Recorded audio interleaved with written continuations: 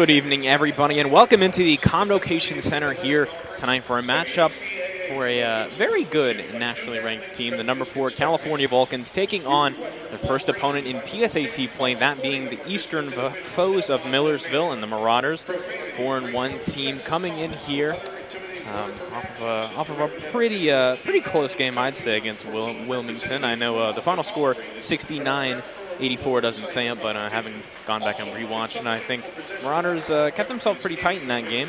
I'm Nate Kirch. Joined alongside me for tonight is my good friend and, ladies and gentlemen, the birthday boy, Braxton Turner. How does it feel to be the big 44? It feels great, especially after retiring and then having to come back. You know, but it feels pretty good. Excited to see this matchup here between these two teams. Yeah, I've done a bit of research this week, even though I've had to muddle through a lot of homework. Not something I'm happy to say, as the majority of the year I kind of just sit around doing nothing. But this Marauder team plays very, very tough basketball off of the hands of 3 guys you're going to see a lot tonight. Number 42, Drew Stover. Number 1, Montel Cooper. Number 24, Aiden Gare. You're going to see those guys a lot tonight. Going into these starters for California Vulcans, not much is really going to change here. Number 1, Cam Pollock, the redshirted junior from West Homestead, Pennsylvania. Number 11, Keith Pollock III, the senior from Woodbine, New Jersey. Number 13, Donald Whitehead Jr., the junior out of Hermitage, Pennsylvania. Number 22, Caden Hanna, the senior out of Murraysville, Pennsylvania. Number 23, Antoine Arnett, the sophomore out of Somerdale, New Jersey. Heading over to the Marauder side of things, you're going to see the aforementioned Montel Cooper, the graduate out of Glendale, Maryland. You're going to see number 3, Amir Hurst, the junior out of Philadelphia, Pennsylvania. I misread Pennsylvania for a second. I'm not even going to lie to you there. Number 4, Sarah Ali, the junior out of Williamsport, Pennsylvania, Loyalsock High School. Number 24, Aiden Gare, redshirted junior out of Williamsport, Pennsylvania. And the aforementioned Drew Stover, number 42, the senior out of Orland, Pennsylvania, and Upper Dublin High. There's a lot of talking. Not going to lie, I'm already a bit gassed. But you know, it's about the journey, Braxton. It's not about the destination. Nope. And if your Spurs happen to go jingle jangle along the way, and it's all a part of the magic. So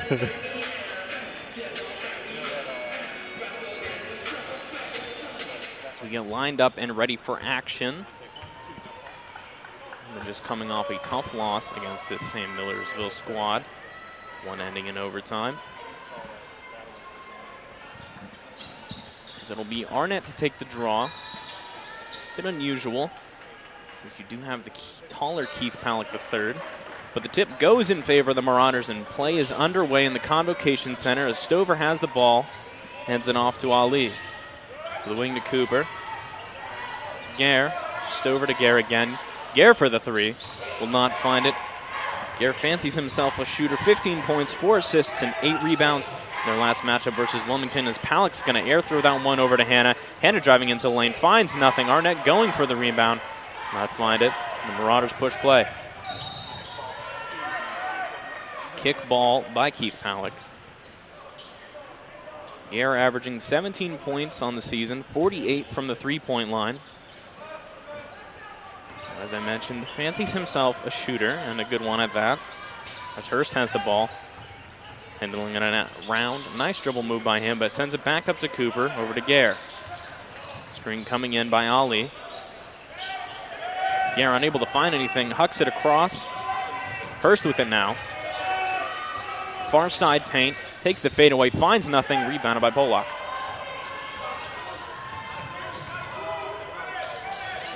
Whitehead Jr. with the ball at the logo. Pollock has it on the near side wing.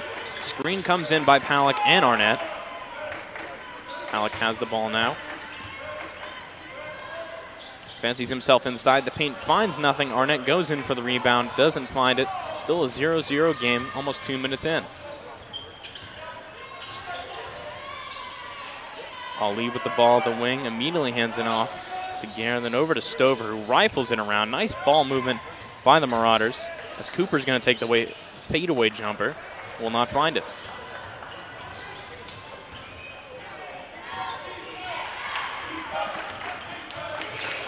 Pollock with the ball on the far side wing will take it, and that's an easy three for him. Cam Pollock, previously 15 points, 6 rebounds, and 3 assists. The Vulcans took on the Lincoln Lions here at home. That one ending in an 84-52 scoreline. Pollock scored 15 points, 6 rebounds, 3 assists. This foul going to be called. Drew Stover will be heading to the line. That one will be going against Keith Palak III, and that's his first of the evening. So slow game so far. I mean, nothing really to note or worry about. Teams are, it happens, but good way from Pollock, earlier to knock that. I guess take the lid off the bucket, and I guess we'll see what happens with this. Especially, I'm keen to see this matchup underneath with Palak, as I guess I'm not as has the height but doesn't really have the size, and picks up an early foul. I made this comparison earlier when I was talking to our good friend John Sape, who unfortunately could not be here. He was a little busy with some theatrical pursuits. It's going to be a nice dribble move inside by Donald Whitehead. Doesn't find the drive, though. Messy ball on the ground under the paint. Possession, who will it go in favor of? Will stay here for the Vulcans. Before I interrupted myself, I compared Stover to the likes of almost Drew Timme, size-wise, former Gonzaga star. Whitehead inbounds the ball to the top of the key.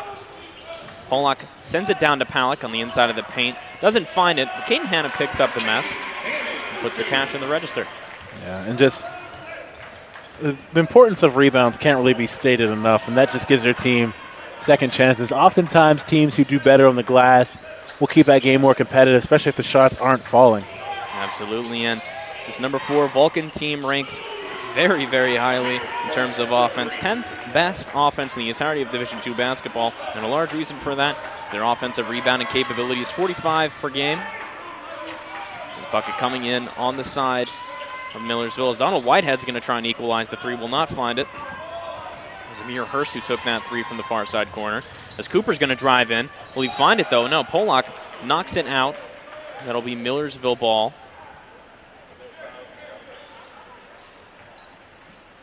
No fouls on that one, just simply out of bounds. That will be Cooper to inbound it.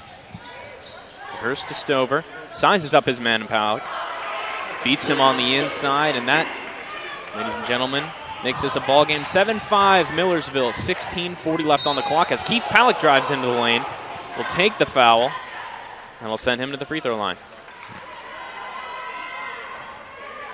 I guess that, to be honest, from what I'm seeing so far, a good that battle inside is really going to be an important mark in this game.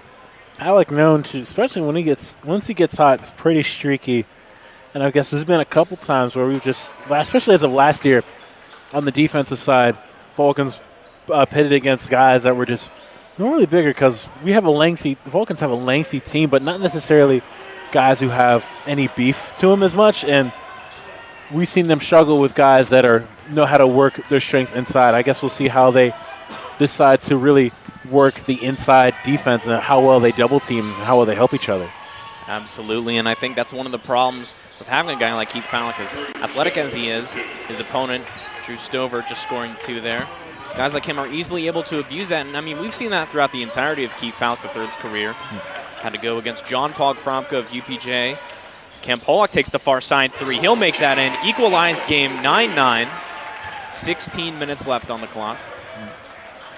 But Keith Palak III, his entire career, had to go up against some very tough and beefy centers. So if anything, his career's actually gotten better, as most of those guys have moved on and graduated, as Keith now mostly standing up against athletic guards. Nice dribble moves there by Hurst. He finds himself fancied against Donald Whitehead Jr. Will take the over-the-top jumper, finds nothing, though, rebounded by Palak. The stout defense. That's a beautiful play by Keith Palak, driving himself inside the lane. 20.6 points on the season, averaging 34 from 3 he is. Scored 15 points against Lincoln. Nice steal by Donald Whitehead Jr. Finds himself Antoine Arnett with him as well. Not going to go up the lob. Tries the pass, though. Unfortunately, will not find it. Yeah, that's good luck. Just a miscommunication between the both of them there. I guess at that point, I'd just rather him go up with that shot. Absolutely, and we saw this last time against Lincoln, too. I think it was a far side pass to, I want to say it was also Antoine Arnett. One went out of bounds, and it's unfortunately something that has been out. And, I mean, I need to give a very special shout-out to a very good friend of mine. And this is definitely – I think we probably could have gotten a better picture. I'm not going to lie. As funny as I think this is, I don't know if this is the one that you would have necessarily wanted here, but beautiful baby. Happy birthday, by the way. Thank you. It's a beautiful, beautiful shot of you. I think Noah, I'm pretty sure Noah was responsible for that one. Oh, that would make a lot of sense. Yeah, so I have her to thank for that. So thank? Everyone watching at home and on the PSAC Digital Sports Network has now seen a shirtless baby Braxton. Yeah, not too many people have gotten the chance to see that. So I unfortunately did. I just did. I wish. No offense. I love you to death. I wish I. Anyway, how about these Marauders? 11-9 the score here. 15:21 left on the clock, and the last time these two teams met, ladies and gentlemen, was over a year ago, December 1st, 2023. This was an away game for these Vulcans during the winter period. 89-87 overtime win. One of the big stars in that game have moved on. KJ McClurg went on to Longwood, leads that team in scoring average. Zion Collins and Jermaine Hall Jr. graduating. Doesn't mean this team is any less good, though. So it's Cooper at the top of the key. Moving the offense around, hands it over to Gare. Bombs it down to Stover. Does Stover fancy that matchup again? He doesn't. His hand is going to double team him, though. Marauders take advantage of it, though. Ball goes down to Ali, and he finds himself a bucket. Yeah. Like as I mentioned earlier, this post play is really going to dictate a lot. As you see, that double team just creating that assist there. That was just a good pass and a good look, but how well they're able to hold their own on the defense underneath is really going to dictate the game inside and out. Absolutely, and that's going to be Pollock now on the far side wing. Beautiful move by him to maneuver the ball out to Caden Hanna. Fancies himself a spin move. Easy 2 points for him. And this is a back-to-back bucket game. Gare heading the point now. The ball over to Stover. Puts it down to Ali. Does not like this matchup against Caden Hanna. Will take it anyway, though. That one's going to slowly roll its way into the basket. Band for band, this game is. Yeah, that's just a good move inside. And to be honest, with post players, as soon as you get down underneath so far, there's not really much you can do to really guard. So really the name of this game is just going to be trying to keep them from catching within the confines of the paint. Absolutely. It's Coach Bridgman now yelling some stuff from the bench. He's clearly unhappy. I think the defense is moving around a bit uncoordinatedly, as that's going to be Montel Cooper. Finds himself an easy soft touch in. Whitehead with the ball. To Arnett to Hanna. Hanna driving in, using those big muscles, but does not find the soft touch needed to score. Drive in by Cooper. Caden Hanna went in for that LeBron block. Did not find it, though, as the ball just missed anyway. Covered by the Vulcans. And over to Whitehead, who takes the Heat three. I mean, why not, ladies and gentlemen? You have to love the game by Whitehead. It's just shown from years previously. Last year, not really one of the starters, but a pretty good six-man coming off the bench, and he's just shown time and time again his worth for this team. It's going to be a three by Stover. Does not find it. Messy rebound by Pollock. And absolutely, Ronald Whitehead Jr. wanted his guys to take out the trash, in quotes. Unfortunately, his guys weren't able to do so. He just did it himself, as Keith Pallett's going to softly drive into the lane.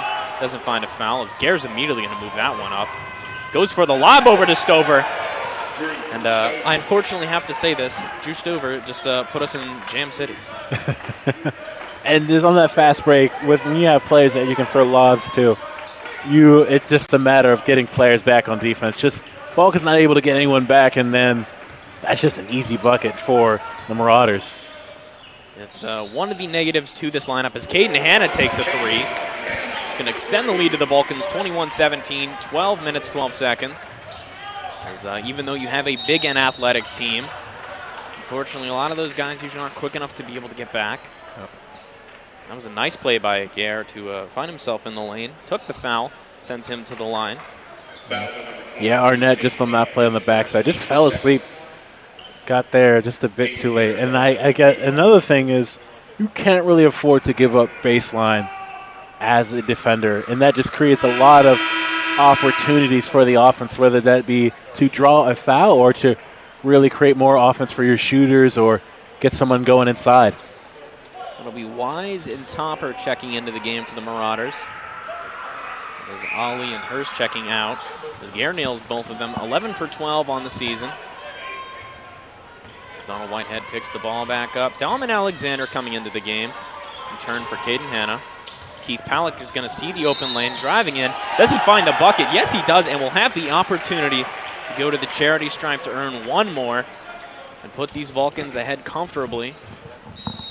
As that is going to be another timeout. I believe this one is a coach's. No, this one is going to be commercial. We'll be right back here on PSAC Sports Digital Sports Network and CUTV Sports 1.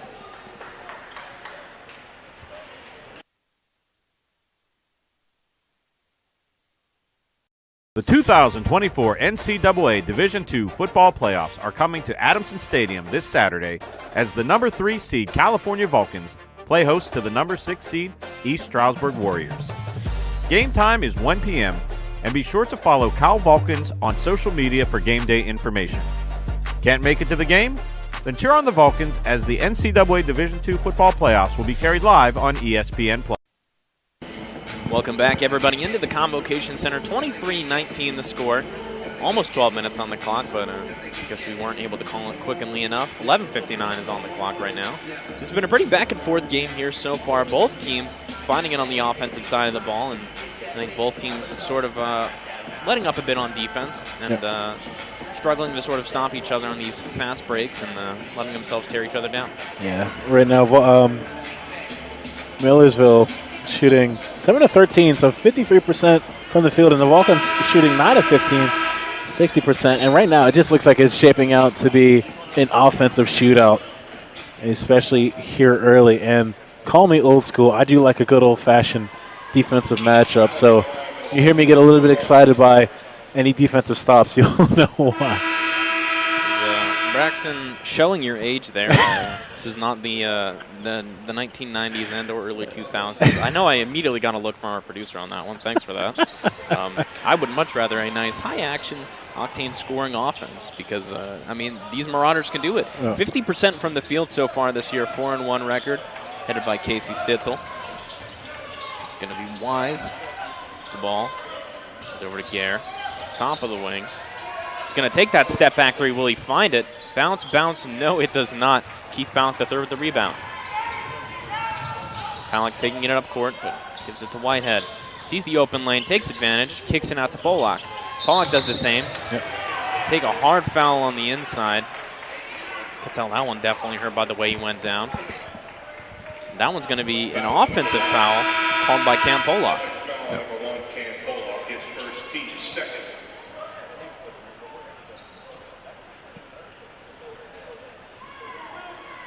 Going to be Stover, and I believe Hurst coming back onto the court. Got a little lost in the numbers there for a second. Over to Ali. Or Hurst, excuse me. He's going to take that three. Makes it two. It's going to make this a 1-point or 2-point game, excuse me. Already messing up my numbers. 24-22 the score. Yeah, so from what I was seeing, Millersville pretty active on the offensive side, and that's just by everybody. And to be honest, from the teams I've seen play as Polak hits that, they just are probably one of the most active offensive teams I've seen. And so with that, we might see a lot of subs here as Vulcans scramble to guard them. So that's going to be Gare going in for the bucket. Will not find it. Vulcan's going to push this offense. Donald Whitehead Jr. driving into the lane is going to take the foul by Wise. That'll send him to the line. Cam Polak struggled so far this year from three, only shooting 32%. I say only as he's usually been a very good career three shooter. Yeah. Already making three tonight, 11 points for him so far. It's nice to see him, especially back in this lineup, I guess, a little bit more consistent, especially coming off of that wrist injury last year that pretty much put him out for the remainder of the season. So it's nice to see him healthy to a degree, and I guess every single time, at least I've seen him go down, it's just kind of you kind of cringe and just wait till you see if he gets back up. Absolutely, as Whitehead makes his first, as he has a chance to take that second. Will he, though? Unfortunately, no, he will not. The trash takes out the Don. 28-22 the score. Buchanan snuck his way back onto the court. And so did Sarah Ali. Stover with the ball. Kicks it out to the wing for Hurst. Does he make that three? Yes, he does. This Marauder team active from the three-point line, shooting 34-7 as a team. Their matchup against Wilmington, one thing I had circled on my notes was they love taking that three ball. As Alexander's going to take a nice fancy spin move into the lane. Doesn't find it, though, a little too hard on the touch. It's going to be Wise with the ball. The topper sends it down for Ali. Yep. Yeah, and that's a little slap inside. I guess not needed, to be honest. You want your starters on the floor as much as you possibly can. And just, as I said, right now, Millersville just working their offense through the post, and it's working. I mean, they may be down, but they're still getting good looks. Stover absolutely loves that look by Palak. Not find anything, though. It goes a little too hard on the touch. 4 forwards for the Vulcans out on the court. Whitehead being the only true guard, as Palak, again, likes that look. Goes hard in on the lane. That one's going to be called a foul. I believe that one's going to be called against Stover. With the decision by the referees, yeah, that's going to be Stover's first of the night. And that'll send Keith Palak back to the line. And as you said, I think this is absolutely a matchup to look at. I think historically one of the best matchups I've had to see in my time here at Cal has been Porterfield v. Palak. And, so far, this is a little less heated and a little less loud, but still, nonetheless, I think play-wise equals that pretty well. Yeah, and it is, as I said, they're just working their offense through the post. And to be honest, for the Vulcans right now, they do well to really put Stover in foul trouble. And really, his worth right now is just coming from him being on the floor, just his ability to get inside, and he's just finding his open teammates. And that's all you really have to do after you get so far underneath. Stover has kicked it out so quickly to that wing. Has done that a lot tonight, but Buchanan able to finally read that as Whitehead gives it over to Palak, who takes the transition three. I think he wanted the foul from Stover, did not find it. Did not find the bucket either. Stover has the ball again in the paint, takes the quick spin around by Palak, and the hand touch is going to be called the foul, and that's going to send Stover at the line for a chance for a three-point play. Yeah, now we see Stover starting to put out the moves, and he's just, right now, it's just methodical. He's right at first started using his strength to really back down Keith Palak, and so what that does is that forces him to really put his body weight into him, and after you do that, it creates much more space all for the spin, and he's just done a great job of doing that. And he misses it, but Marauder ball again as they recover the rebound. Topper for three. That one is good, and the Marauders walk away from this possession with a tie ball game. Yeah, that's... Can't really afford to leave these players open from three, and they've just done a great job of it. Stover, again, just doing a great job of just finding the open man. Right now, they're leading an assist so far tonight with 3. And we've talked about him a lot so far here tonight, as we've also talked about that guy a lot. Senior out of Woodbine, New Jersey, and St. Augustine Prep, Keith Palak III. These two have been the focal points so far for these two teams, offensive and defensively. Is again another matchup here. The kick down in the paint, but a block by Buchanan. Nice defense by him. Keith Palak kneeling. That's not a good sign. Donald Whitehead Jr. is going to take the transition three. That's good for him. And we're going to get the injury whistle now. As Whitehead's going to go over and check on Palak, who looks to be grabbing at his knee. And I think this is probably the worst possible scenario you could ever have for a team ranked this high nationally. Yeah, and just... You hope he's okay. He's able to at least get away on his own power, but you hope this nothing serious. And I guess it's kind of a given that really with you go against players of a bigger size, you're going to get battled around a lot more. And props to Palak, he's battling just as well, but I guess just stepped in the wrong spot. That is absolutely probably the worst loss you can have, Keith. Leading the team in points and a lot of other categories so far this year. And again, he's fared pretty well against Stover so far and has seen the majority of the ball action. Got to think now the guy going to be picking Stover up's either going to be Arnett Maybe you're going to try and send Dalman Alexander against him, but Alexander might be a little too thin. He might be a little too lanky to take that matchup. You don't know yet. And I imagine that's something that Coach Sankum in his 7th year here at California has to be talking about with his guys in the huddle.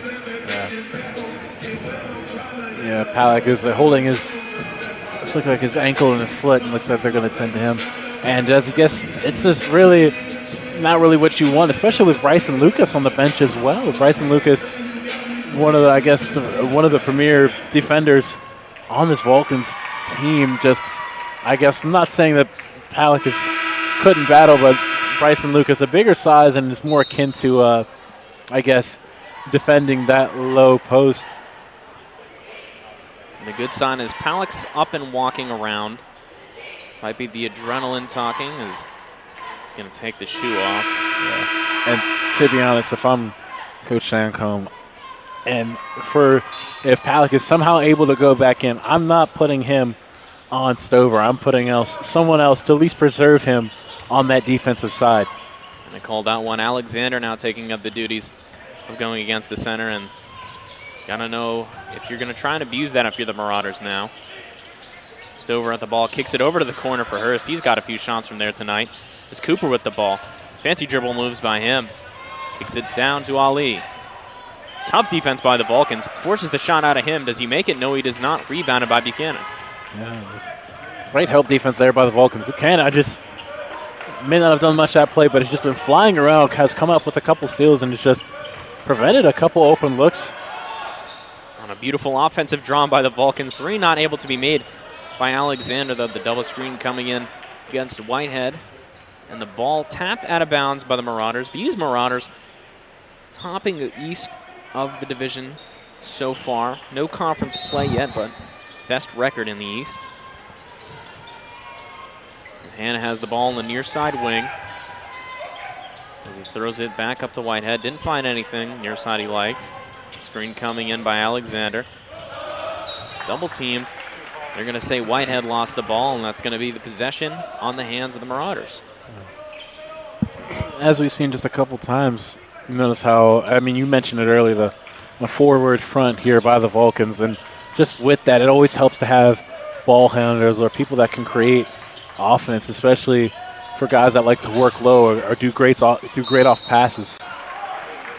That's going to be a foul going against Dalman Alexander. This is already worrying on the side of the Vulcans. Yep. You don't want to see Alexander picking up a lot of fouls. You already have Keith Palak sitting on the trainer's table. Yep. You already have Alexander on an early foul with still almost half the first to be played. You got to wonder, if Alexander gets in foul trouble, does that mean you have to put Arnett on Stover? Palak now going to make his way to the locker room. It's an unfortunate sequence of events for these California Vulcans as ball out of bounds. Caden Hanna to the bench. Freshman Keandre DeShields, the local product out of Laurel Highlands, comes into the game. Has seen action through so far this season. The injury and foul troubles, though, he's going to see a little more. Lob coming up for Ali. Doesn't slam it down, but puts it in the soft little hands, and that puts 2 points on the board for the Ville. Whitehead Jr. to Antoine Arnett. Kicks it down to Buchanan for a nice go, and that's Jordan Buchanan, 2 points on the board for him. Yeah, Buchanan, just a good pickup here for the Vulcans. Just when he's gotten in, he's made the most of his playing time, doing everything, the little things especially, that you would want your players to do. It's just coming through offensively. It's helped defensively as well. Beautiful block inside. Yeah, and Gare went down on the far side, quickly got back up, though. A lot going on here as Arnett's going to drive in, takes the nice mid-range jumper, doesn't find it. Whistle getting called. I believe that one's going to be called a foul. Yep, I think it's against Stover. Yep, Alexander got pushed, I think you're going to say, going inside looking for a shot. And one thing I would like to point out, Dalman Alexander, Antoine Arnett, both new guys as of last year, but have shown some pretty good promise. Both young guys, as you can especially see, feel like a lot of raw talent they have to work with, and you just hope to see them blossom, but have done great in their production for the team. And Dalman Alexander got minutes last year early in the year as the Vulcans had to deal with some injury trouble. It was a nice dribble move by Whitehead. Obtains the ball, but Alexander not able to find the pass, and that one's going to go in the hands of Cooper, who's driving it down. Cooper fancies this look. Wanted the foul. I think he's going to get it, too. He tried to soft play that one in. He will get it. I'm going to say he was tripped. That one goes against number 20, Dalman Alexander. I'm not even sure. I don't even think he went up to contest that shot either. I don't know either. And one thing I've learned in this 20-year lifespan of mine is the more questions you ask, the more trouble you usually get in. So it will. I don't want to say I'll keep my mouth shut because it's kind of my job to talk here, but I'll keep my nose to the ground. Stitzel, head coach of these Marauders, whispering in the ear of Aiden Gare. 37-35 the score. 5 minutes, 50 seconds on the clock. Coach Sankum not happy with how things are moving right now. Whitehead Jr. finds Dalman Alexander under. That one's going to be called a foul. That one's going to be called against Hurst. It's his first of the half. And Coach Sankum heated, yelling at Keandre DeShields.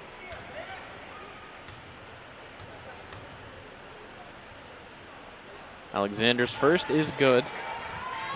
And just with Buchanan more of a small forward, in my opinion, and with the two-guard front of Whitehead and DeShields, you really hope to see a little bit more of the offense worked throughout your guards. And to be honest, right now on the floor, only true guard to me is Whitehead. Keandre DeShields, more of a scoring shooting guard, which is nothing wrong with, but you always love guys that can make your team better, make the other guys better. Absolutely is. Ollie likes that matchup against Alexander, and that one's going to be called to travel against him. It's going to be Buchanan to inbound it. Whitehead. Hurst is going to pick him up. Crosses the half-court line. Keandre DeShields with the ball. Waiting for the offense to move.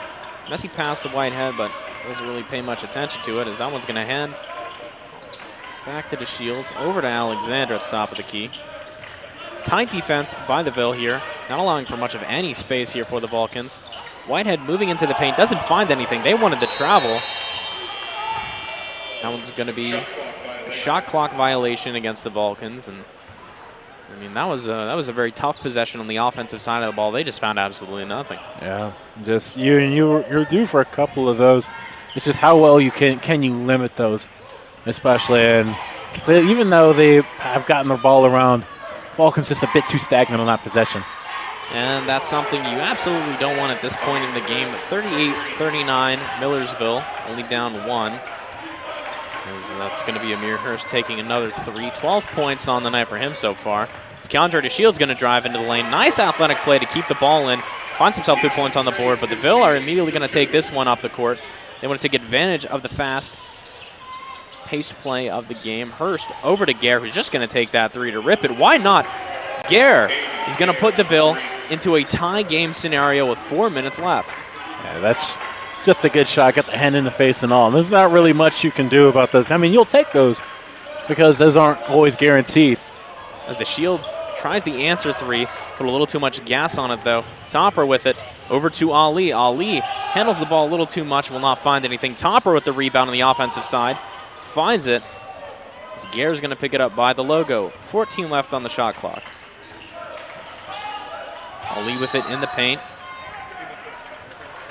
That one's going to be called a foul. I believe that one's going to be called against Buchanan. That is against Jordan Buchanan, and that's going to send us to commercial here on the PSA Sports Digital Network on CTV Sports 1. Stay tuned.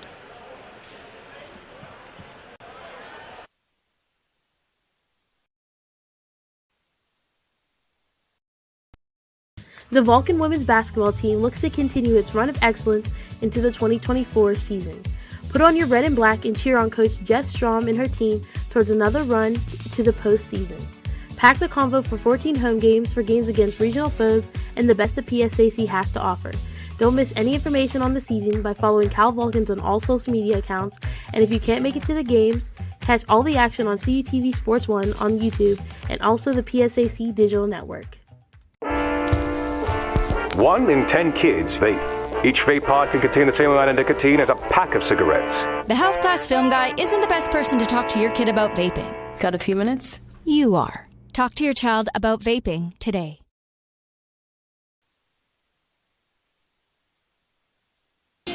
Welcome back into the Convocation Center, ladies and gentlemen. 41-41, tie game here, 3 minutes and 45 seconds on the clock. I know that big number 4 against the Vulcans name might look like this is a bad matchup for them, but these Marauders are a team that's been getting looks nationally. Do not count them out for any sort of consideration when it comes to this. I think so far we've seen a pretty good and tight game. I don't think this is anything, if you're the Vulcans, is necessarily bad. Shots have just been landing inside of the Marauders. Shots have been landing for the Vulcans as well, but I think the Marauders have definitely abused the three-point line, and I think they've abused the fact that Keith Palak had to leave the game pretty early, as we're going to see an unusual addition this early into the game. Number 3, Duncan Moy, freshman out of Ohio, Badger High. And just one of the things to note, both teams are shooting above 50% from 50% or above from the field as a team, and then shoot even from the three-point line as well. Both teams above 60%. So this has been a 60% or above. So a heck of an offensive show by both sides of the ball here. Ali does not find the second, but finds the first. That's what's important, because that's going to give him the lead. That's going to be a bad foul on Ali, as he's going to tap the back of, I believe that was Whitehead. It might have been DeShields too, but that foul is going to send the Vulcans to the line, and just a bad defensive foul to take this late into the first in such a tight game. Yeah, and then Vulcans catching a break there, and I can't state enough. I've said this in the women's game as well. When you pass inside, it should be a lob or a bounce pass. You never want to throw a chest pass into the post, because oftentimes that's just a steal for the defense. And another foul called here. This is going to equalize the fouls, 8-8. It's going to be going against number 20, Alec Topper, I believe. And, looking ahead for these Vulcans before Arnett takes that shot.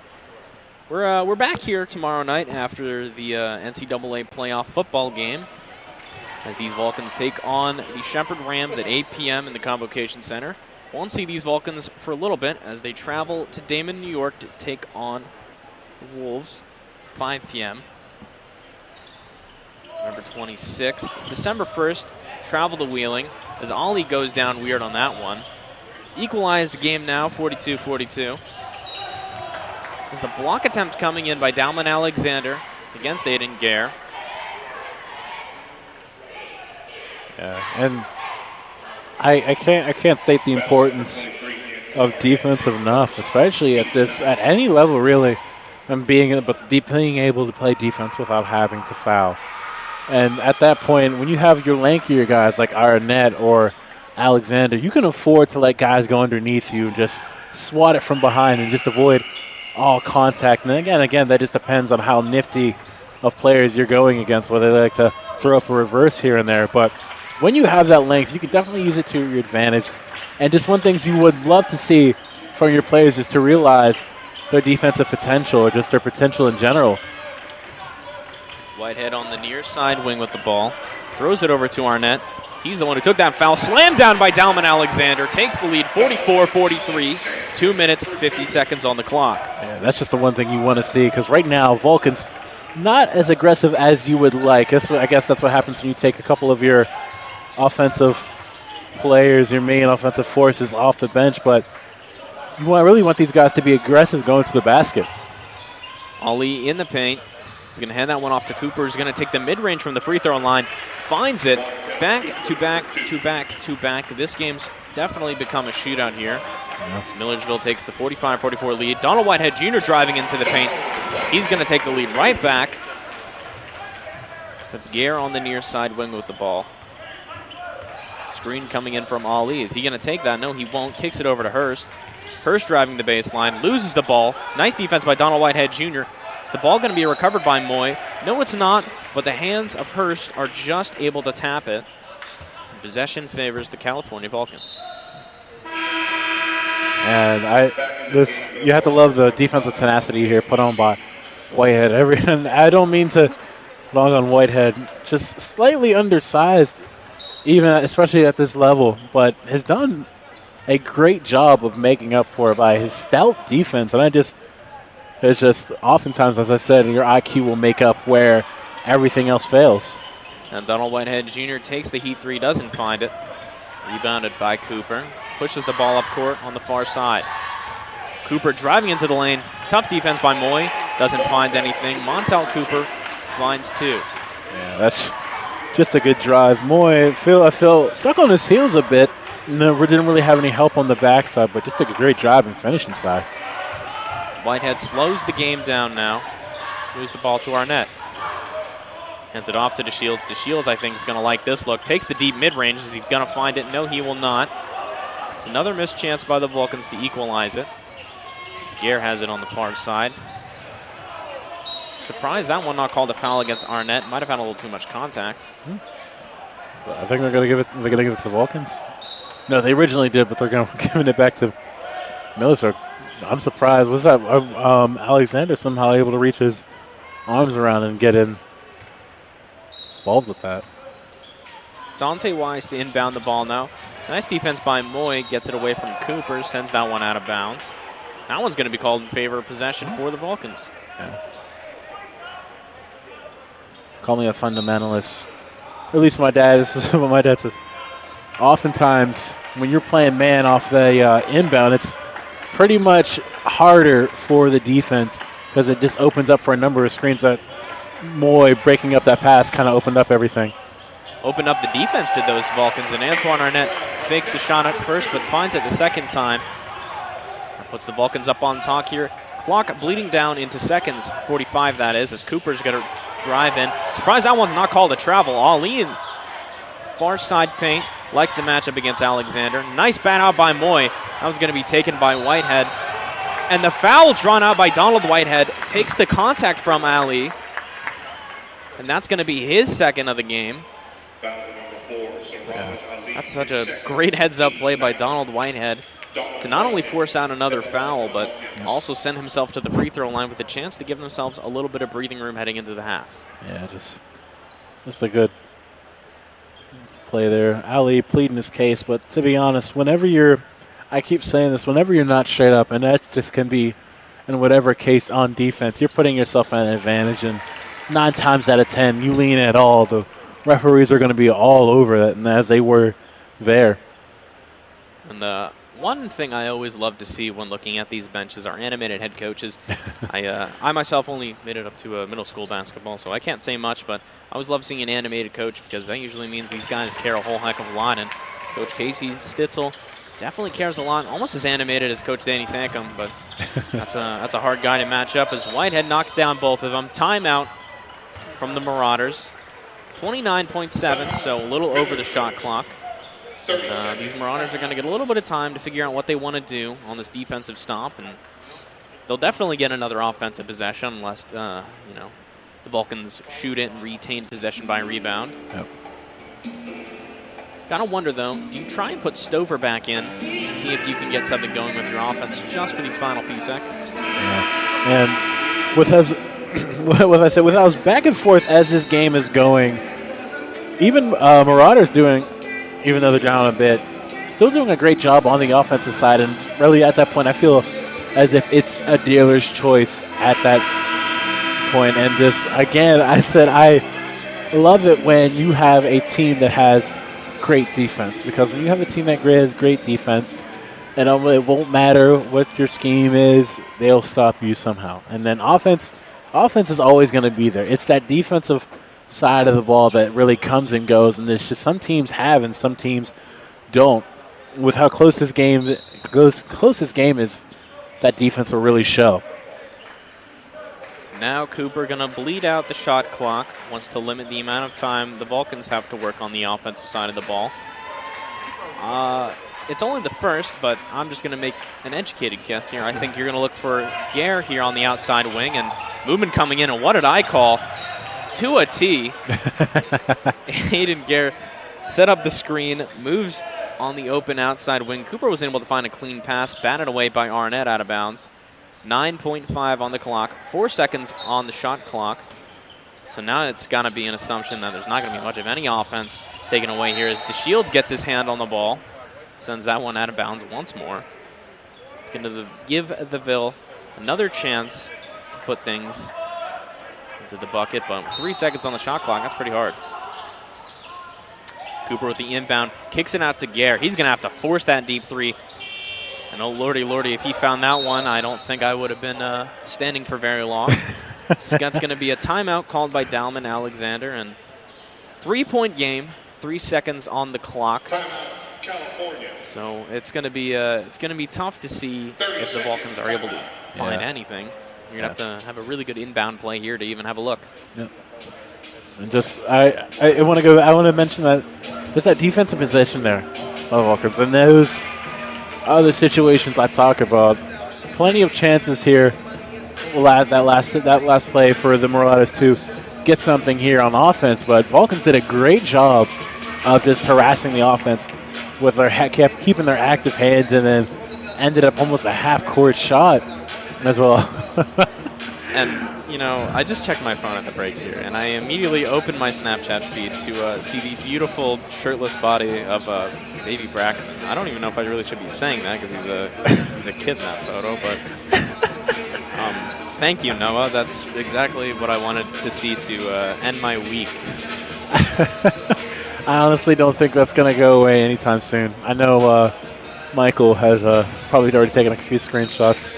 A few? Oh. But he's not going to let you live that down. Quite frankly, I really hope he does because, no offense, I don't really want to see that. And I don't think anybody at home does either. But trust me, there was better ones. She could have picked one. But Cam Pollock in here. Got to imagine the ball's going to go to him, but there's not a lot of time. Donald Whitehead Jr. moving three. That one's just going to find a little too little as Donald Whitehead Jr. misses in. 50-47 the score. California leading. We'll be right back here on the PSAC Digital Sports Network and CUTV Sports 1 for the second half.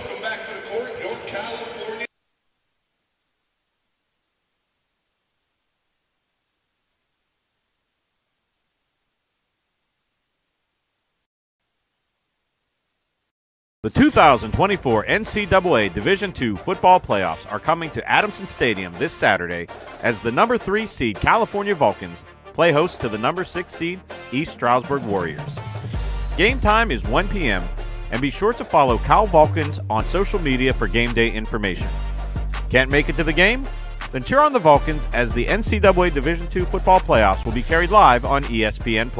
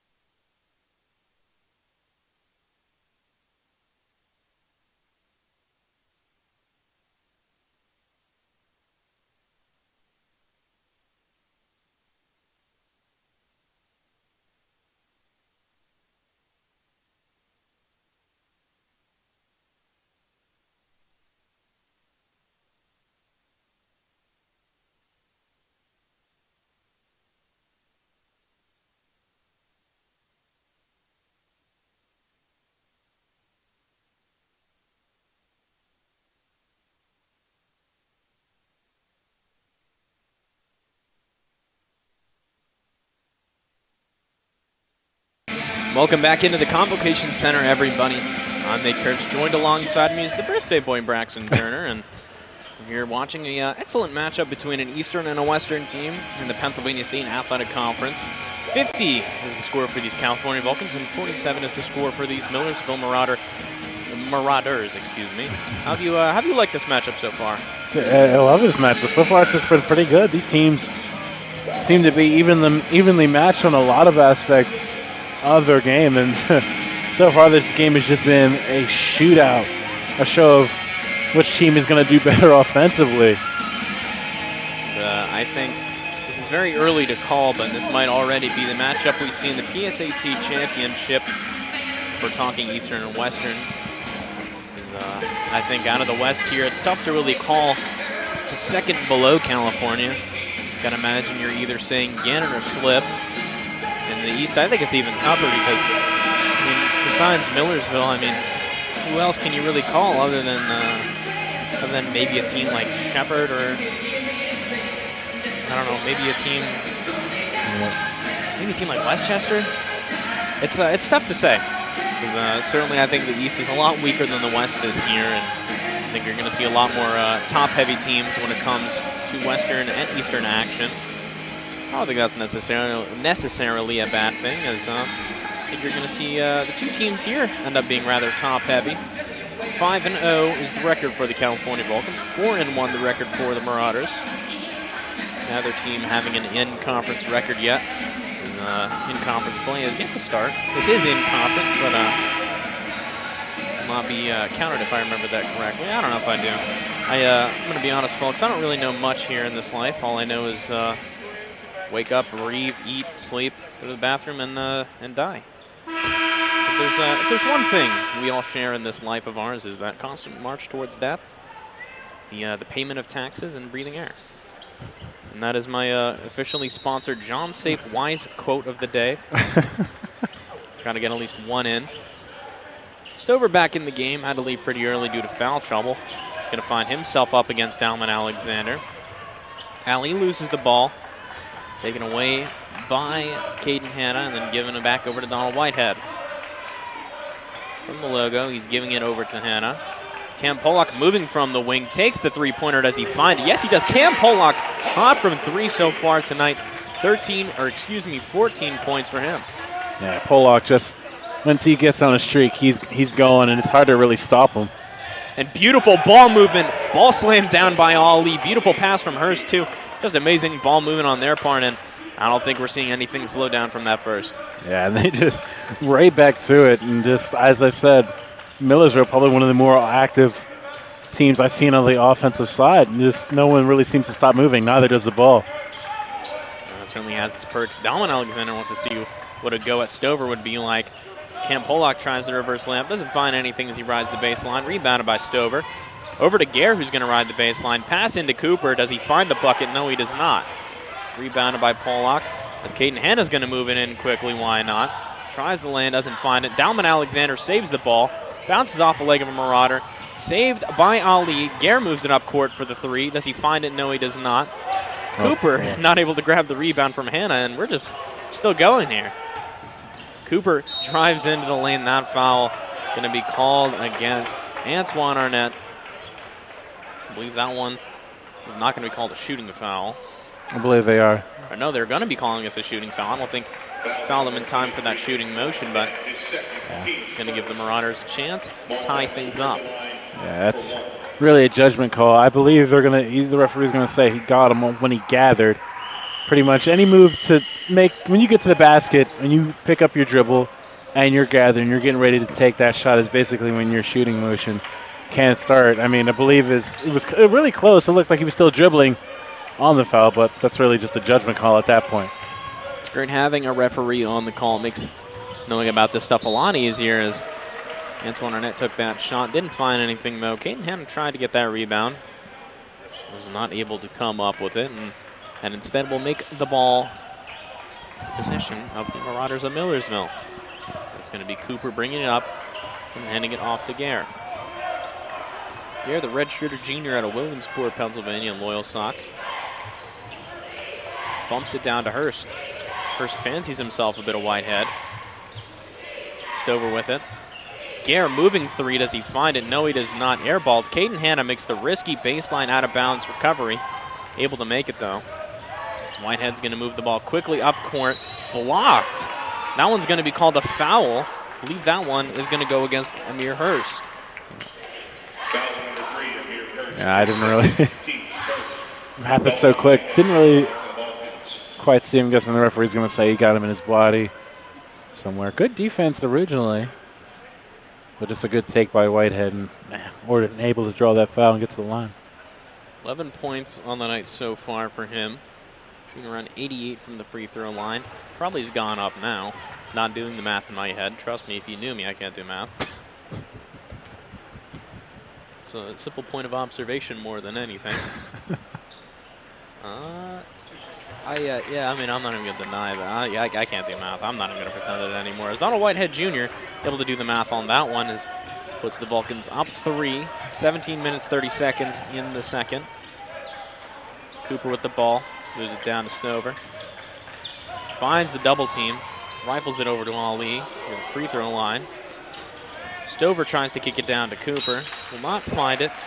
Might have been attached by a defender, made things a little hard for Cooper, but either way, ball goes out of bounds, Vulcan possession.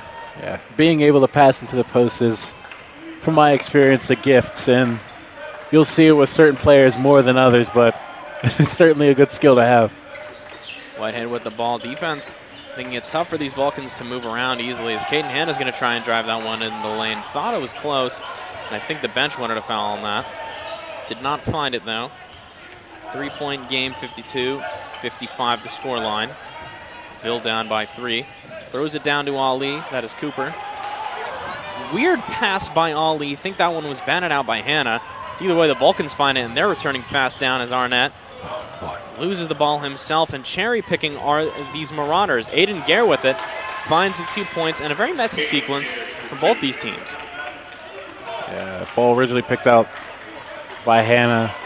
Arnett just on that fast break, just mishandling it. Is he going to mishandle that one? Not necessarily, not at all, actually. He's going to miss that first shot, finds the rebound, picks it back up, is going to score again, and a little slow to pick up there, and they gotta hit at the nerves a little bit, because I think if you're Coach Sankum, if you see that, you're not going to like that at all. Juice Stover just slammed that one down, quite in the arena, but on that bench, decibels raised up, and that's going to be the foul as well. It's going to go against Donald Whitehead Jr., his first of the game. Yeah. It's going to send Stover for the 3-point play. Yeah, I couldn't quite see it from where we were. Of course, the referee had a better view of it. But all I'm saying, if you're going to foul, especially on a player like, excuse me here, you might as well hack the ever-loving mess out of him. Make sure he does not get that ball up to the rim, because as you've seen that, able to power through and slam it home, but you make sure they do not get it up to that rim if you're going to foul. And a dunk like that, too, is such a big motivation play, as Dalman Alexander's going to take the moving 2. Rebound attempt by Pollock, able to bat it out, but doesn't recover. And that's going to tie the game 57-57, excuse me. As Cooper, I think he wanted that 3, did not find it. Beautiful pass down to Stover, though. Stover didn't get his hands on it, wasn't able to find the bucket. Instead, ball going over to Whitehead, who moves it quickly up court. Fancies this move. Soft land does not go. Hanna with the ball. Big pass by Stover, over, and a block by Antoine Arnett. Not able to negate the point as the ball finds its way back in the hands of Stover. And again, just another messy sequence from both these teams here that ends in a Marauder point. Yeah, just perfectly timed by Arnett. And then again, on those fast breaks, you would have to have help come. Like if someone was there, they would have just eliminated those 2 points altogether. Whitehead methodically moving the defense around. And likes his matchup against Weiss. Thought he touched the baseline. Yep. Yeah, he did. And unfortunately, it's going to send us to the first immediate timeout. It's going to be Topper and I believe Gare coming back into the game after the whistle. And I think for Coach Sankum, this timeout has to be one of a little bit more animated nature and words that probably shouldn't be said. Yeah, pretty much. And there's a couple of mistakes and unneeded ones, and this one's that you don't want, especially if you're the Vulcans, especially at this point in the game. 57-59, so a pretty close one altogether. I guess one thing we're really starting to see as A couple things here by Alexander and Arnett. Really, as I said, showing a lot of promise as sophomores here. But I guess one of the things that you really they seem to be struggling with to just to find their footing on this offensive side. No, I'm not going to say they haven't shot shots that they know and that they can hit. It just seems, I don't know, a bit out of place. I don't know, it's just because we haven't seen much of them on the offensive side, but they're looking for their offensive footing. I personally would like to think that a lot of it comes down to the loss of Keith Palak III. Yep. And I mean, if you've watched this team for the past 3 years, where Keith Palak III has been a consistent player, he's been such a powerful ball handler. The ball's moved through him a lot, whether that be him navigating it or him trying to score. Saw 2 years ago in his sophomore year, averaged around 22 points per game, was an all-conference player, and absolutely dominated the court because he was the guy who moved that ball. He was the guy who was necessarily the centerpiece of the offense. Yep.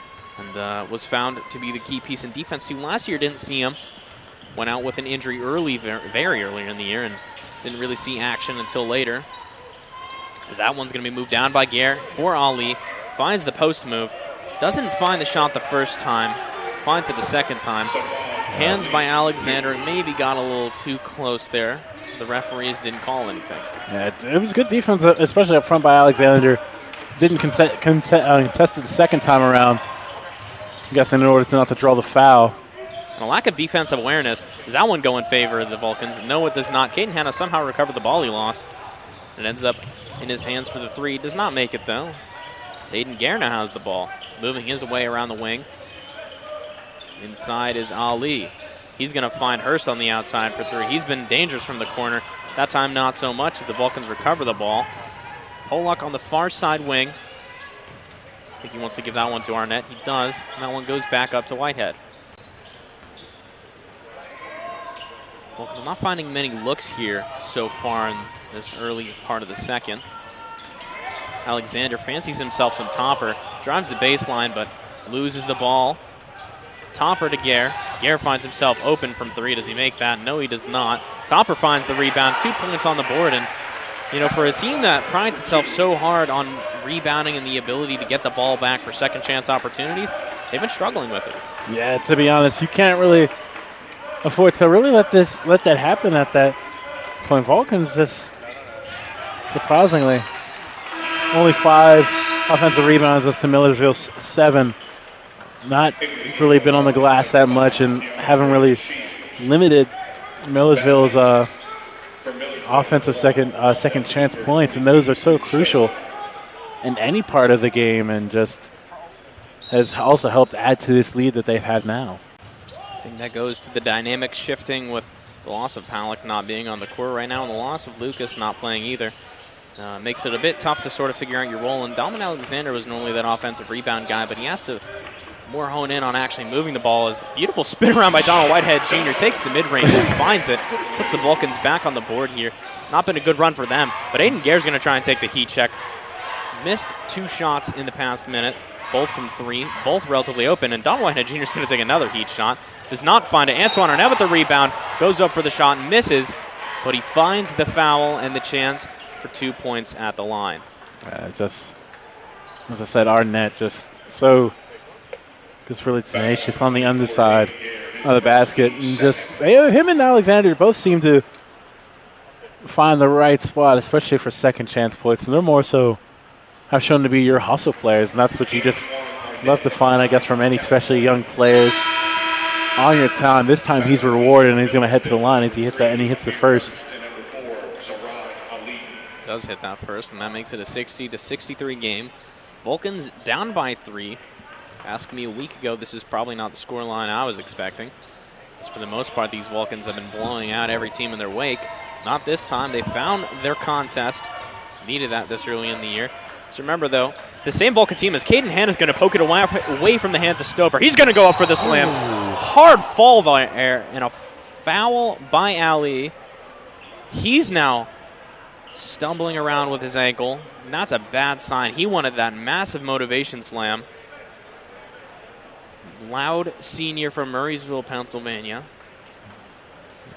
I guess they're going to look this over and see if that's worthy of any technicals of any kind. Definitely a dangerous play. And I think, obviously I think we're a little biased in saying it, but I think you do have to assess something a little harsh. I mean, Caden Hanna had that space on the breakaway, and there was no reason to try and stop him and, hack him in any sort of his progress. Yeah, and what they're going to look at is there any plays made on that ball? Because from that angle, from what we've seen up here, there was no play made on the ball, and that's really just a dangerous play. So at that point, I'm assuming that's what the referees are going to look at and try to assess from here. And so, just a dangerous play all around. And, kind of an unnecessary one to make as well. Ali's been on the court a lot so far, and 12 points on the night for him. Not something he needed to make. And, the Ville lets up another 2 points. Yeah, it's a motivational dunk to put the game back into one, but they have the lead. They've looked pretty good so far. They've been on a nice run themselves, so I don't think it was something they needed to do. And, it's not really beneficial. Even if you walk away without a technical, it's not really anything good. For the Vulcans, you walk away with that tech. You're still a little worried about Caden Hanna because, even in the bench, you're seeing him struggle a little bit with that ankle. Yeah. So I wonder what they're going to assess here. And to be honest, I would ask Coach Shankum right now, especially with a play like that, I would be somewhat irate. In the name of the game, it just hard foul. You're still going after the ball, but if we're going to make no play, that one's going to be called technical. Yep. Called on Stover, team's third of the game. It's going to give Hanna shot at the line.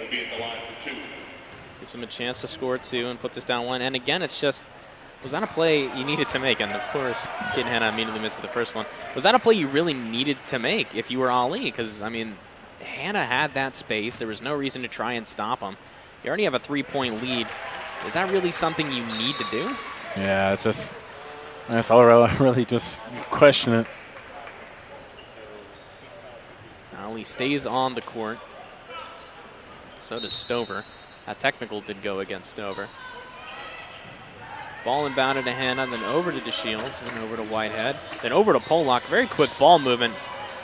3 not found by Pollock, rebounded by Ali, and then over to Hurst. On the near side wing is Hurst. Gives it to Gare. Gare with it.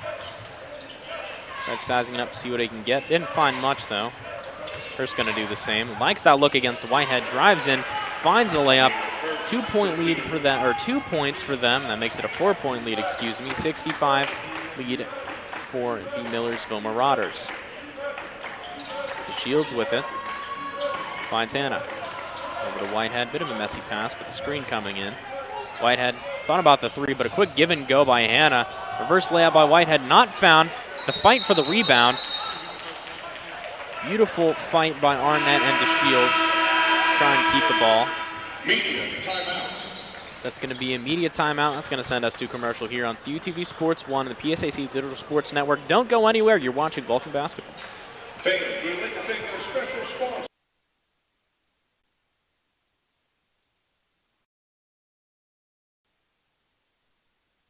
The 2024 NCAA Division II football playoffs are coming to Adamson Stadium this Saturday as the number 3 seed California Vulcans play host to the number 6 seed East Stroudsburg Warriors.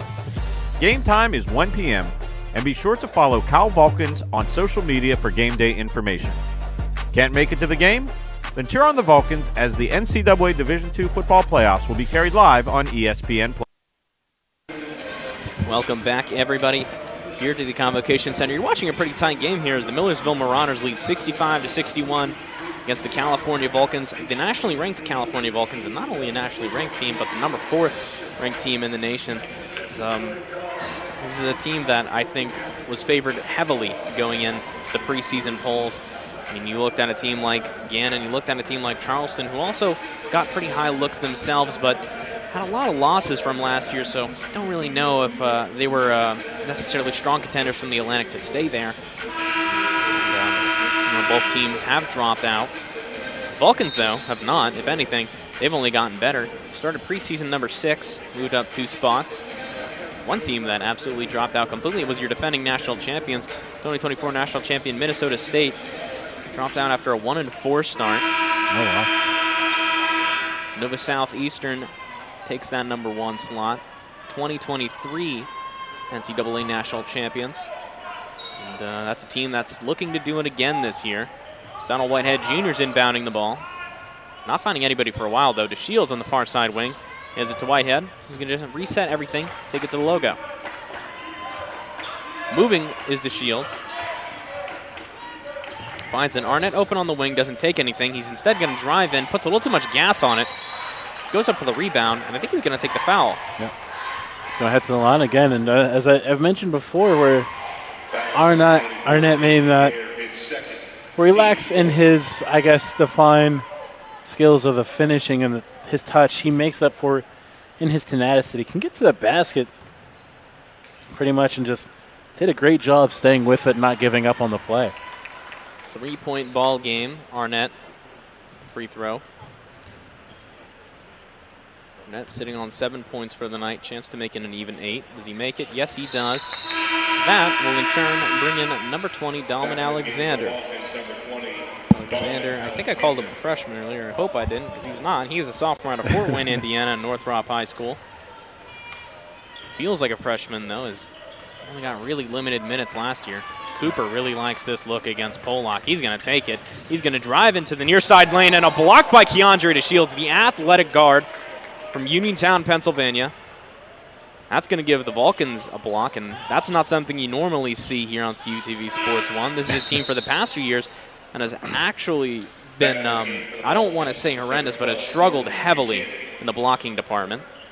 And I think nothing makes it better than a strong athletic one, too, as Buchanan comes into the game for Arnett. Stover at the free throw line, finds the ball over to Ali in the corner. Shields went a little too far in on the defense there. A little hard on Ali, too, and he's going to pick up the foul as well, as that's going to send Ali to the line. Yeah. Sarah Ali, the junior out of Williamsport, Pennsylvania, loyal sock as well.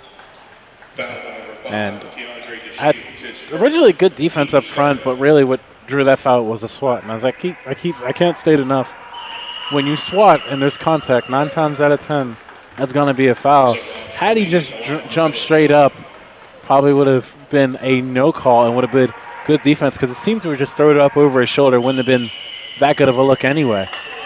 Ali makes the first but misses the second, so it keeps it a one-score game. Ball almost lost by Whitehead. Bench wanted him to get called out of bounds. And honestly, they say this a lot about guards in the NBA. It's hard for guards to adjust to that pro level. Normally you see rookie guards really struggle those first 2 years, and I think that's something you also see here at Division I and Division II level as well, as sometimes those younger guards just have a hard time adjusting that play. I think DeShields wants that big-time athletic play and does not find it, but a nice turnaround mid-range jumper by Cam Pollock. Finds himself 2 points on the board, makes this a 1-point game. 16 points on the night for him. Former transfer out of Westchester. Is closer back home out west. Pollock hounds Montel Cooper. Cooper, though, finds the space. Beautiful no-look pass to Ali. Nothing. Stover looked for 3. Is he going to take it? No. Drops it down to Ali. Likes the move against Alexander. One's going to stay here. Foul against number 20, Dalman Alexander. Second of the game. I'm going to say he got him in the hold. But I don't know. When you have guys any contact down low, you're going to get those. And so really the big thing, especially on the refereeing end, is just knowing when and when not to call that aggressive play underneath. There's been a lot of aggressive plays underneath here so far tonight, as Whitehead is going to take this one himself. Finds it, too. Don't know how he did that one. Had to make some mid-air adjustments to hold on to the ball and even get that shot off, but that's going to give the Vulcans the lead once more. Been a while since they've sniffed that, but finding themselves on a nice run. Cooper sends it down to Stover. Alexander got beat. Stover not able to find it, though, as DeShields finds the rebound and hands it over to Whitehead, who just hands it quickly up off court for Alexander, who's going to be fouled. I think that one's going to go against Montel Cooper. Yeah, not a bad foul there. You just hope Alexander can put these home. And surprisingly, in that last play down there with Stover, caught a break somehow. Team shooting well from the free throw line, 84% as a whole. Percentage going to drop, though, as Alexander misses his first one. Game statistics looking solid overall. Only 11 turnovers per game, 16 assists per game. The whole team shooting 48% from the field. The 10th best offense in Division II. Fortunately, Dalman Alexander is not able to contribute to that with those free throws. Cooper on the far side wing, likes that screen from Stover, goes up with it, but again, the handsy play from Keandre DeShields makes itself seen. Nice move by Cam Pollock to move the ball. Buchanan, Alexander on the wing, hands it off to Whitehead. Big body of Alexander gets in the way and makes Hurst's job just a little harder. Buchanan on the wing. He likes that three ball. Will he take it? No, he won't. Pollock, he likes that three ball a lot, and he's going to take it. Unfortunately, he's not able to get anything out of it. Cherry picking is Hurst. He's going to go up for the easy two. He'll find it as well. That's going to send the Marauders and the Vulcans to their benches. That's going to be a called timeout on the side of the Marauders. And, I think things sort of slowed down to start the second. Yeah. I think after those first 2 minutes, things got a little messy, and it was hard to really gauge where anything was. But I think you're now starting to see the game of runs really start to show through. Yeah, pretty much. And that's different from the first half, as I've seen. No, both teams shooting 50% and above. Starting to change here in the second half. Vulcans 5 of 18 from the floor to start in the second half. So 27% for them and 42% from the Marauders. So I guess that's where that offense has really started to change a bit. And I've seen where the Vulcans have lost ground and made shots. They've made up for in free throws. Right now, made 6 of 10, but 60% and versus 3 to 4 from Millersville. So they're doing a rather good job inside of playing defense without fouling for the most part, but still would do better to hit your foul shots. And while we have you here timed out, we're going to talk a little bit about football because tomorrow we got probably the biggest matchup California's seen in a hot minute. The East Stroudsburg Warriors travel all the way out west here to Adamson Stadium and Hepner Bailey Field to take on the California Vulcans at 1 p.m. on ESPN+. Fortunately, you will not be able to find that game on CTV Sports 1. That one's going to have to be on ESPN for you, but I think you're looking at a very good matchup. The last time these two teams played was for playoff implications. Vulcans made it a very tight one to end the game. It was 27-10. Vulcans ended up tying it. Fortunately, lost it to some bad defensive or offensive turnovers. But this time, I think you're looking at a far different game. I think you're looking at a far different Vulcan team. Number 20 in the AFCA poll. Question is, will they be able to hold on to that ranking and move on in Super Region 1? For now, though, Donald Whitehead Jr. is going to take a three. Airballed, but finds its way into the hands of Buchanan nicely for an easy 2 points. Yeah, Buchanan rather quiet tonight, but that's just scoring-wise. He's been all over the floor and just pretty much kept quiet. And you haven't said much about him, but he's done all he can on the defensive end, going for loose balls, rebounding, just everything you would hope your garbage player would do.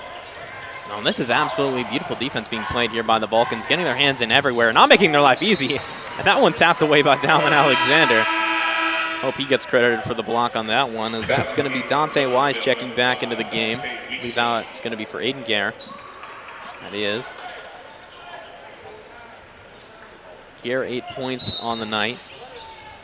He's been able to get himself hot really in the second yet. Stover at the free throw line. He's finding himself a lot there, maneuvering the ball around and commanding the offense. Montel Cooper went for the shot. No good. Finds its way in the hands of DeShields and over to Whitehead. On the near side wing, finds a screen from Alexander, goes straight into it. As you can tell, that didn't really work out very well for him. I think Cam Pollock, he wanted that matchup against Cooper. Screen coming in from Alexander. Again, very messy matchup as Alexander's going to take the moving two. Does not get it.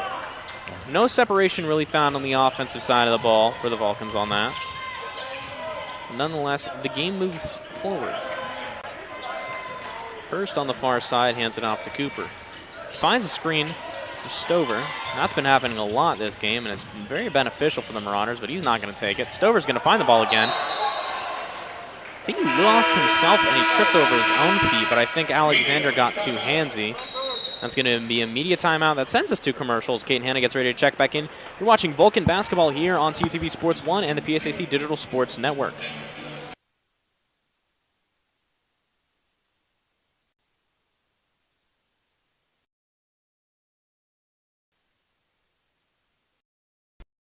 Coach Danny Sancombe and the Vulcans men's basketball is ready to take the conference and the nation by storm this season.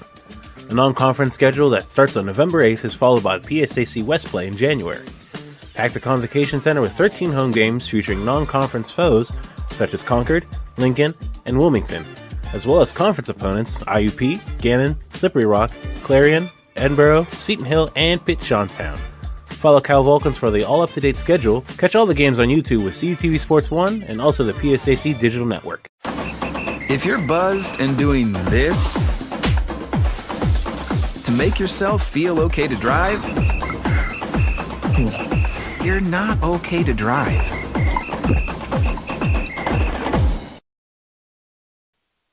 Welcome back, everybody, into the Convocation Center. And the last time I entered us in here off of a commercial timeout, it was the opposite end of the spectrum. Vulcans were down 1, but now the Vulcans are up 169, nice to 68. The California Vulcans lead here. 7 minutes and 14 seconds left.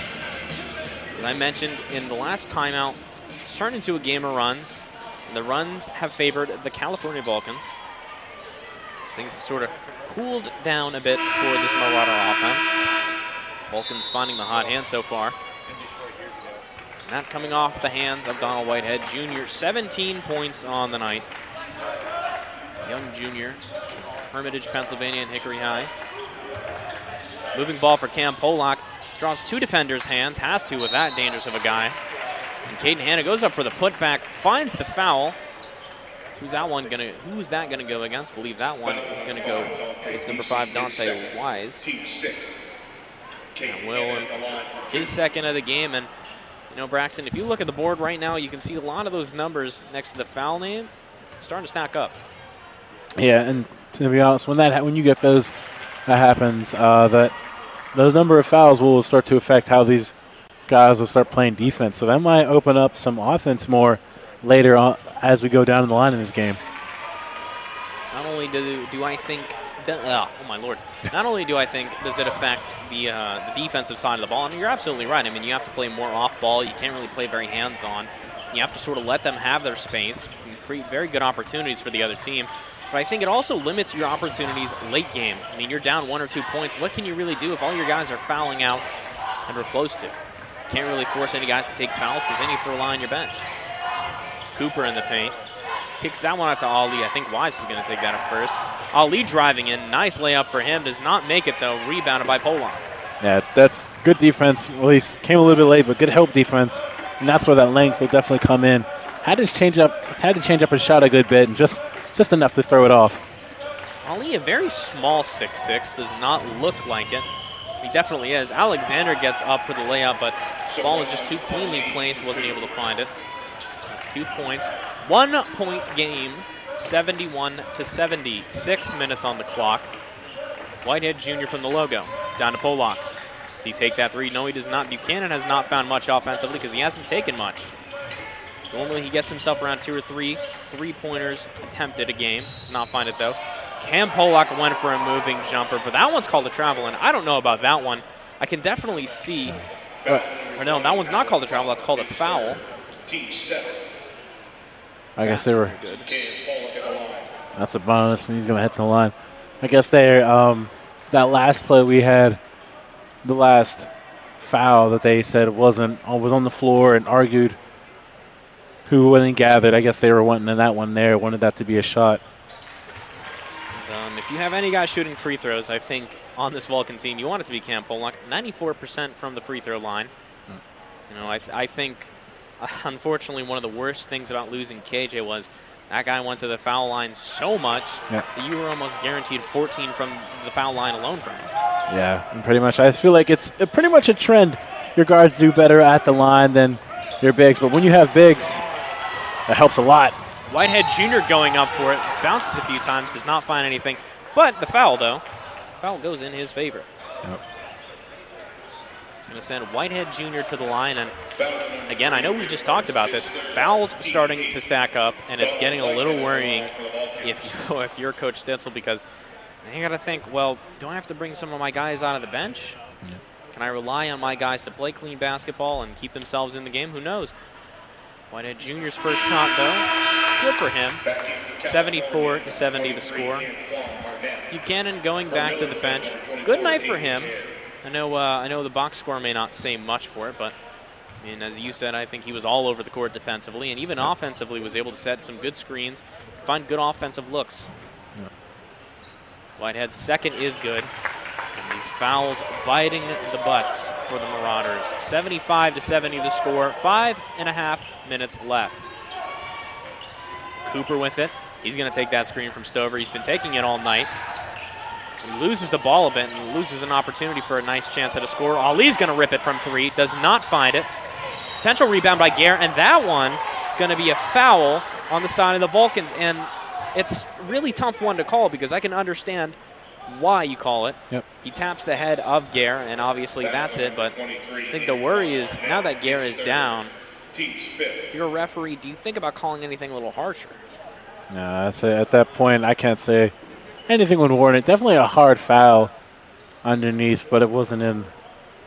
Say he wasn't purposely targeting him. It went for the basketball, which is really the big thing that they look for. As long as you go back for the basketball, now of course that doesn't always mean you can't get a technical, but you're less likely to pick up a technical. Sankum hitting the John Sape, a little too high for that pose, but still hitting it nonetheless. I know he's gone a little bit before his show starts, so if you're watching Johnny, good luck tonight, buddy. Drew Stover's going to take the two. Does he find it? No, he does not. Caden Hanna with the rebound. Alexander, just good defense up front. Stover got great positioning, but using his length to his advantage, just enough to really throw him off and have him adjust his shot.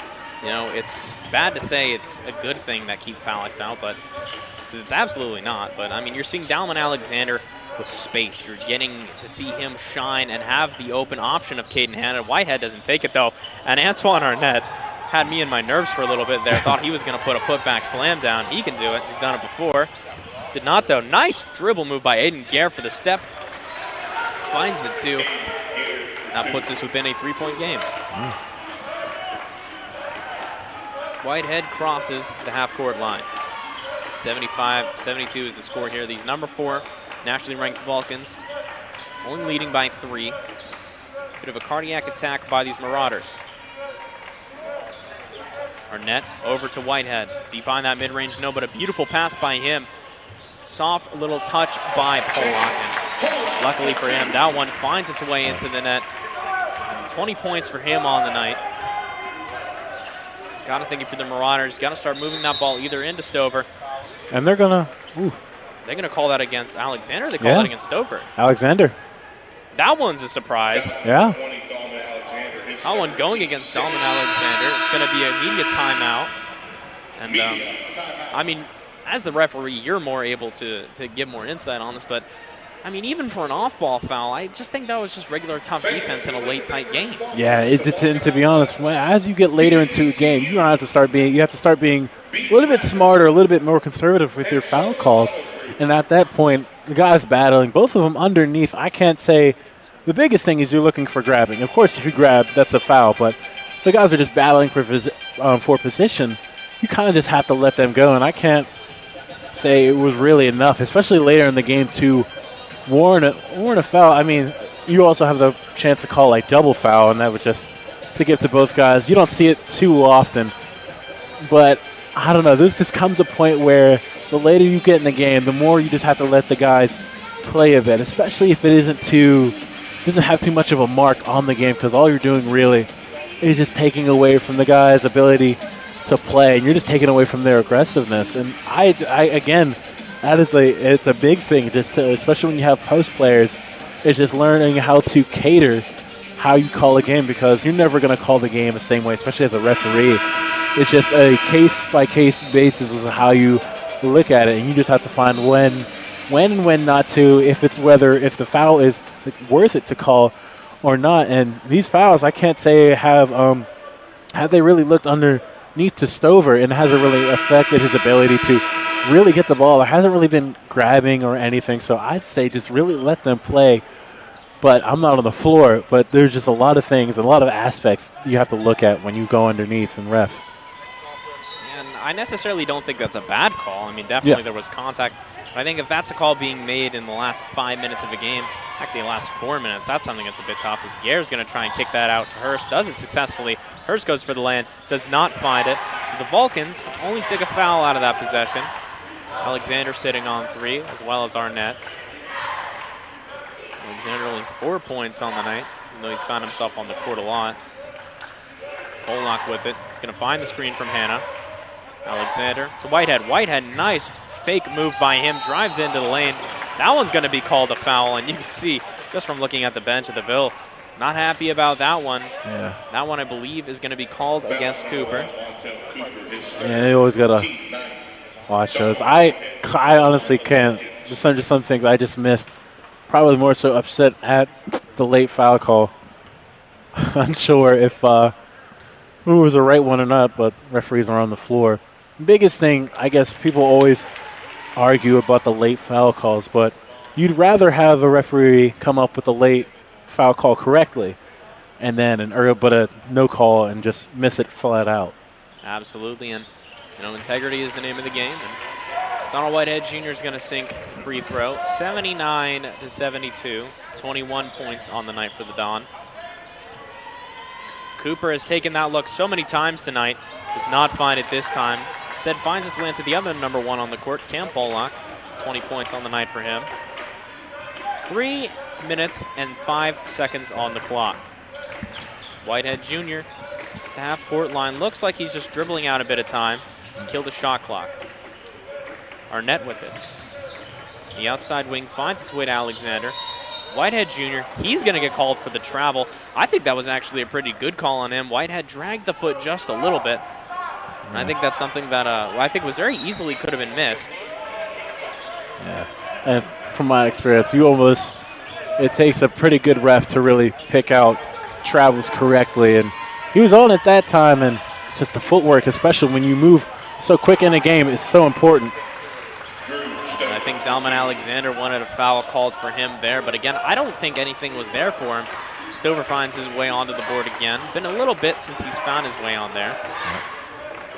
Big lineup for Coach Sankum. I believe that one's going to be called timeout. Yeah, that will. It's a timeout by California.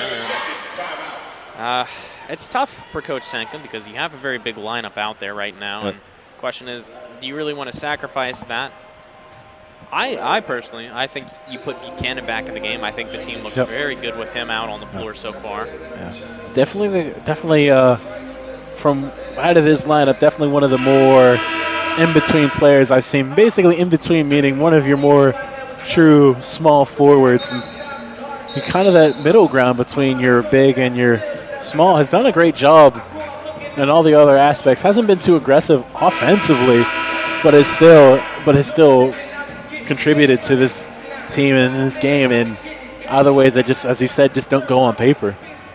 But in a tight game like this, I have to imagine a very seasoned head coach like Coach Danny Sankum, in his 7th year here in California. Alongside him, Steve Bridgman, former player of his, whom he brought along staff as his assistant coach, along with Ryan Coaster and Josh Pepray as volunteers. They've coached a very, very good Vulcan team here and led this program from one of plight to one of blight and bright.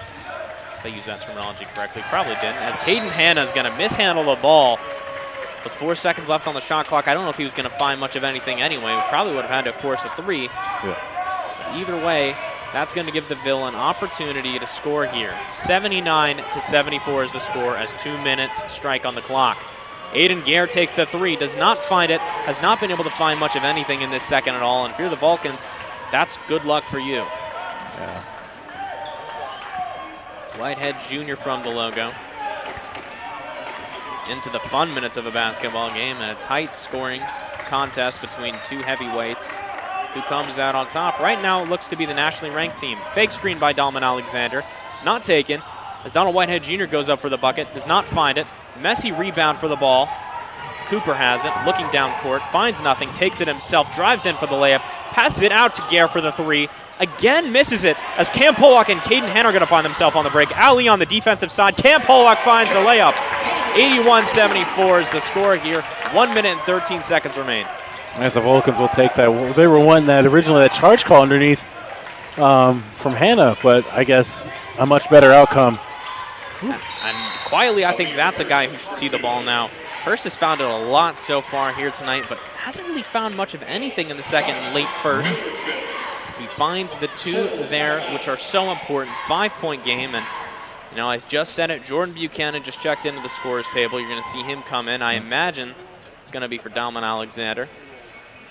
Yeah, and just, I don't know, this Marauders team has just, if you look at their players, most of these players have done pretty good about contributing offensively. Matter of fact, your five players, all starters, are in double digits on the offensive side. So all of them, all weapons in their own right. I think it's just been sharing the love. I mean, I think we both talked about it, but ball movement's been so good because they've just been so quick about things. Yep. I mean, I don't think we've seen the Marana reference even really stop much at all tonight. They've just been so quick with moving the ball around and finding shots. And unfortunately, I think for the Marauders, one thing that's killed them has been Aiden Gare. I think he's been taking a lot of threes, and a lot of them are good looks, but just hasn't found much of anything.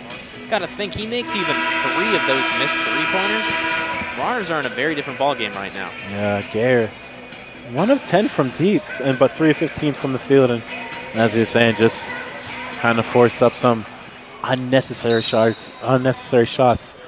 And one of the big things is you, as even as a player individually, you have to recognize what is affecting your team. And 1 of 10, there comes a certain point where you should probably slow down on your shots and set up your teammates a bit more.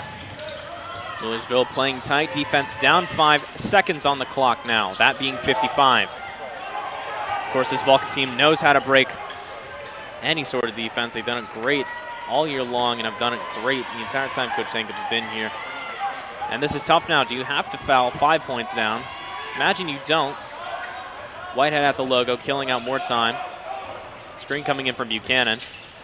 Finds the take from Whitehead. Does Buchanan make it for the dagger? No, he does not. Instead, it finds its way in the hands of Cooper. And a nice defensive play by Jordan Buchanan. Knocks the ball out of bounds. Finds his way hard on the ground. So that one's got to hurt, but...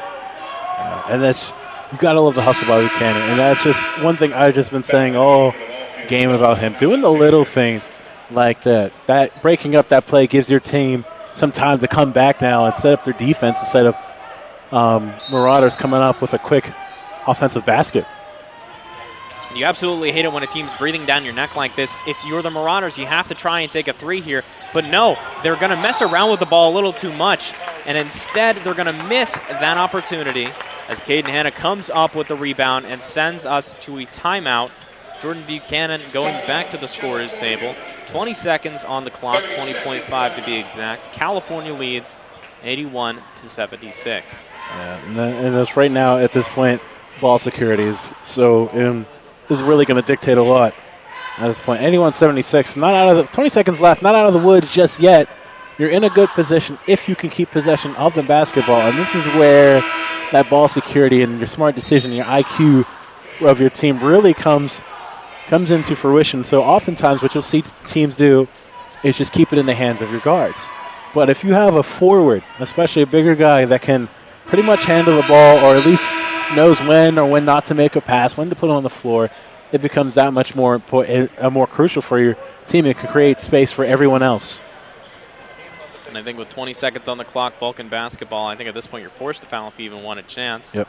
Then you have to force a turnover because, I mean, the only reasonable way to get this game back in your hands is a three-pointer, foul call, and then you miss it and then get the rebound. But either way, that's not the reality we live in. 17.4, meaning the shot clock's now turned off. As Cam Pollock has the chance to completely ice this game. If he makes them both, that is ball game. If he makes one, probably ball game still, but just a little bit of worry.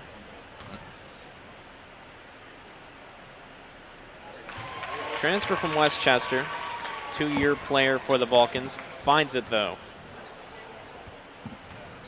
West Homestead native has the chance to put this home, and he does. 83-76. Dalman Alexander checks back in for Jordan Buchanan. Thinking for the Vulcans, yeah, you have to put a little bit of press action here just to make sure these Marauders don't get anything done. Cooper with it. He's going to drive himself in the lane. Kicks it out to Ali for 3. Does he find it? No, he does not. Haven't been many 3 makes here for the Marauders. The foul coming in from Topper that's going to send Pollock back to the line. 6 seconds left. And then that should be ball game. Number 4th ranked team nationally. Came into this matchup. A lot of confidence, but I think this strong Marauder team breathed down their neck a little too hard, and I don't think they like that very much. But I think one of the marks of a great team is one of resilience. I think a team that could wade through a river once, make it out, wade through the river once again. As the clock's going to slowly wind down here. California Vulcans take this game 85-76. Hurst takes the last second 3. I don't know if that one's going to count. Hope it doesn't, because I just said the scoreline. 85-76 the score. Your California Vulcans escape a heck of a breather by the Millersville Marauders and take this one. You've been watching CUTV Sports 1 and the PSAC Digital Sports Network from Nate Kurtz and the birthday boy Braxton Turner. I hope you all have a good night and a great weekend. We'll see you here tomorrow for some football and basketball action, ladies and gentlemen.